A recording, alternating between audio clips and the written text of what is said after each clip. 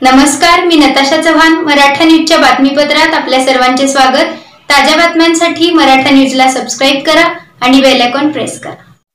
तुळजापूरवरून सोलापूरला येत असलेल्या एसटीने सोलापुरातील जुना तुळजापूर नाका येथे आल्यानंतर आज दुपारी अचानक पेट घेतला.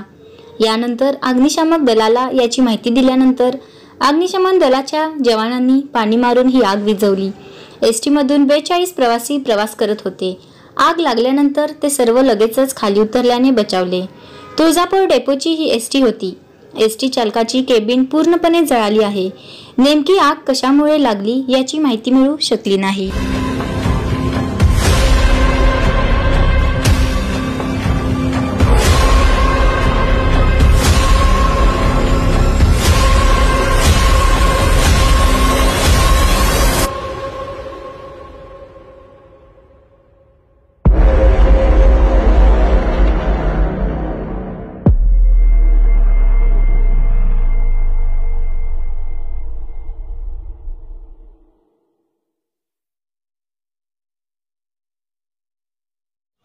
ताज्या बातम्यांसाठी मराठा न्यूजला सबस्क्राईब करा आणि बेल आयकॉन प्रेस करा.